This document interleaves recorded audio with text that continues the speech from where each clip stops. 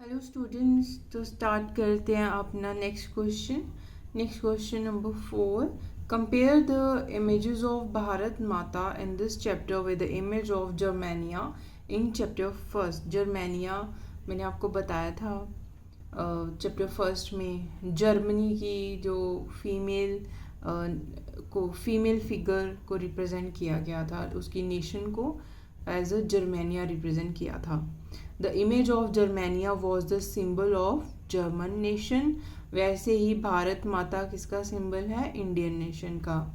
Both images inspired nationalist. और ये जो दोनों की दोनों इमेजेस हैं, ये किसको इंस्पायर करती हैं? ये नेशनलिस्ट को, जो क्रांतिकारी, जहाँ या फिर जो अपने देश के लिए कुछ कर गुजरना चाहते हैं, उसे ये जो इमेजेस हैं ये इंस्पायर करती हैं, इंस्पिरेशन देती हैं. द इमेज ऑफ भारत माता जो थी, उस इमेज को सबसे पहले किसने पेंट किया था? अबिंद्रनाथ टैगोर. इसका ध्यान रखें, ये अबिंद्र, रविंद्र नहीं है. Abindranath Tagore as a symbol of power. किसके सिंबल के तौर पे? शक्ति के सिंबल के तौर पे. और जो जर्मेनिया था, वो इमेज भी किसके लिए? उसका क्या मतलब था? उसका मतलब भी था हीरोइज्म, हीरो. ठीक है, हीरोइज्म मतलब कोई भी काम हीरो की तरह करना. नेक्स्ट क्वेश्चन है डिस्कस.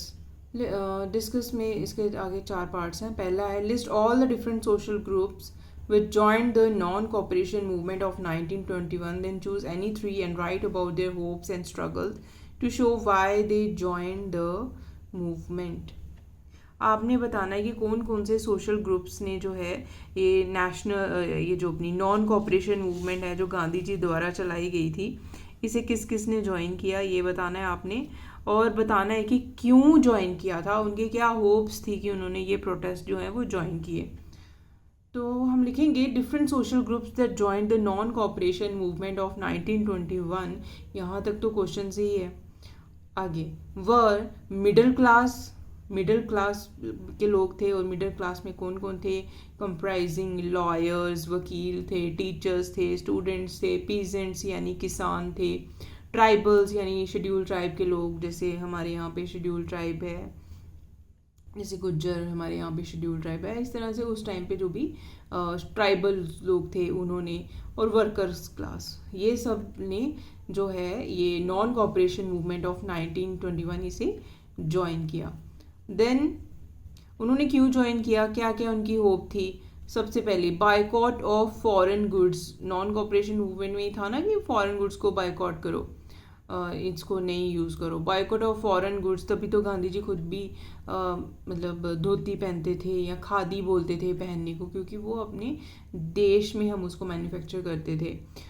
तो जो फॉरेन गुड्स का बायकॉट था, उससे लगा जो मिडिल क्लास लोगों को कि जिनके अपनी हैंडलूम्स या फिर अपनी स्मॉल स्केल टेक्सटाइल्स थी, या छोटे लेवल पे जिनकी छोटी छोटी फैक्ट्रीज थी, उनको लगा कि अब हमारी टेक्सटाइल्स की और हैंडलूम्स की, टेक्सटाइल्स मतलब कपड़ा, अब हमारे कपड़ों की और चीज़ों की जो है सेल जो वो ज़्यादा हो जाएगी फिर. और जो किसान थे, पीजेंट्स यानी किसान, उन्होंने ये आशा की, होप मतलब आशा की कि हाँ वो बच सकेंगे from the oppressive landlords and high taxes. अब ये जो लैंडलॉर्ड्स हैं यानी ज़मींदार्स वगैरह जो हैं, इनसे अब वो बच पाएंगे, और जो उनको बहुत ज़्यादा हाई टैक्सेस हैं अब वो उनको नहीं देने पड़ेंगे. नेक्स्ट है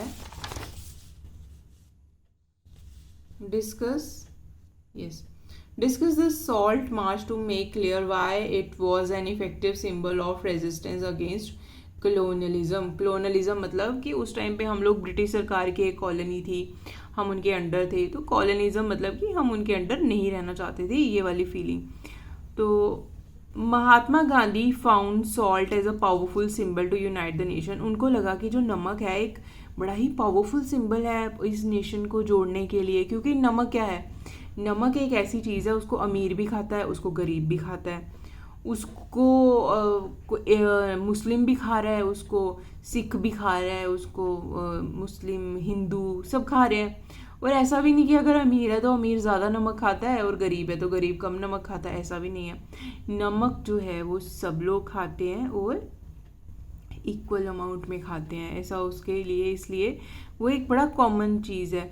तो इसलिए गांधी जी ने उस नमक को यूज़ किया as a powerful symbol to unite the nation को जोड़ने के लिए। Gandhi ji wanted British government to abolish the salt tax. उस टाइम पे क्या था कि जो भी सॉल्ट पे बहुत टैक्स लगता था हमें, तो गांधी जी चाहते थे कि ये जो ब्रिटिश सरकार है ये सॉल्ट टैक्स को अबॉलिश करे, मतलब ख़त्म कर दे। Gandhi ji started salt march. उन्होंने सॉल्ट मार्च जो है वो स्टार्ट किया। फिर वो कहाँ पहुँचे? डांडी, ठीक है, डांडी एक जगह का नाम है, डांडी पहुँचे। वहाँ पे उन्होंने सॉल्ट बनाया और सॉल्ट का जो लॉ था उसे वायलेट किया, मतलब उसके अगेंस्ट जाके उन्होंने सॉल्ट बनाया। Next, the march developed the feeling of nationalism and many people broke the salt law in front of government salt factories.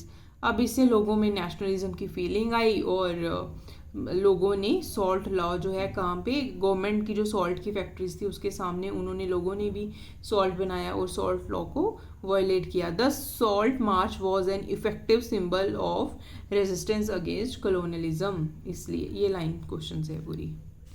Okay, next question है कि आप इमेजिन कीजिए कि आप एक वुमेन हैं, ठीक है, और आप पार्टिसिपेट कर रही हैं सिविल डिसोबीडियंस मूवमेंट में। तो आप अपने एक्सपीरियंस शेयर कीजिए। तो इसमें हमने किस तरह से आंसर लिखना है कि जो सिविल डिसोबीडियंस मूवमेंट में हुआ था उसमें, मतलब जो हुआ था, तो एज अ फीमेल मैंने वो किया। तो स्टार्ट करते हैं answer. I participated in the civil disobedience movement called by Gandhi ji. किसने की थी वो शुरू? कॉल किसने की थी? गांधी जी ने। आई participated in the protest marches. उसमें सिविल डिसोबीडियंस मूवमेंट में क्या हुए थे? प्रोटेस्ट मार्चेस हुए थे।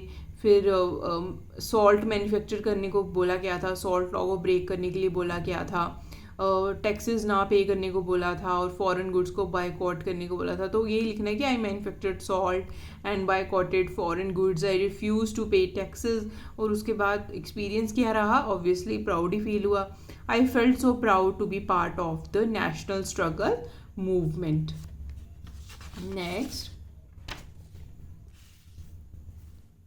why did political leaders differ sharply over the question of separate electorates? अब जो political leaders थे ये क्यों चाहते थे, इनके जो अपने अपने डिफरेंट विचार क्यों थे सेपरेट इलेक्टोरेट्स को लेके? तो जो पॉलिटिकल लीडर्स थे they differ sharply over the question of separate electorates. ये लाइन यहाँ तक पूरी क्वेश्चन है।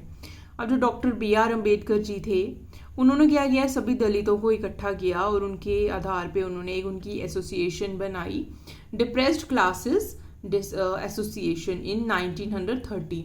और उन्होंने क्या डिमांड किया कि भाई हमें तो अपना सेपरेट इलेक्टोरेट चाहिए ताकि हम जो हैं उसका जो मेंबर होएगा हमारी लेजिस्लेटिव काउंसिल का, फिर वो भी क्या होगा?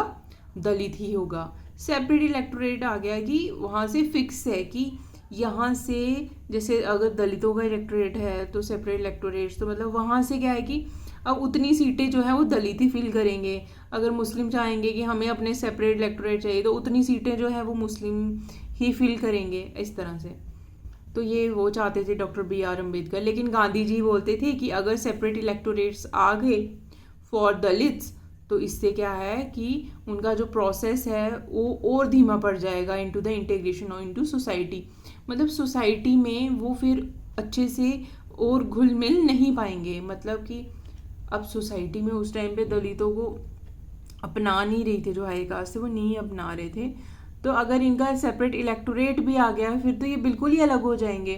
तो ये जो है हम मतलब पूरे इस सोशल स्ट्रक्चर में जो है ये नहीं मिल पाएंगे।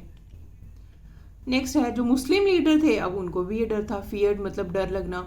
उनको भी ये डर था कि जो मुस्लिम्स का जो कल्चर है और आइडेंटिटी है, जो माइनॉरिटीज़ में आते हैं ना, मुस्लिम कम है as compare to Hindus, would be submerge, मतलब वो डूब जाएगी। सबमर्ज मतलब डूब जाना। सबमर्ज अंडर द डोमिनेशन मतलब जो ज़्यादा ताकतवर होता है, डोमिनेशन ऑफ हिंदू मेजॉरिटी के अंदर तो वो तो मतलब उनकी तो ख़त्म ही हो जाएगी, डूब जाएगी उनका जो कल्चर और आइडेंटिटी है। इसलिए वो भी चाहते थे कि हाँ भाई मुस्लिम्स के लिए भी एक सेपरेट इलेक्टोरेट जो है वो होना चाहिए। तो इस तरह से उस टाइम पे डिफरेंट पॉलिटिकल लीडर्स के जो थे वो सेपरेट इलेक्टोरेट्स को लेके अलग अलग मत थे, सुझाव थे।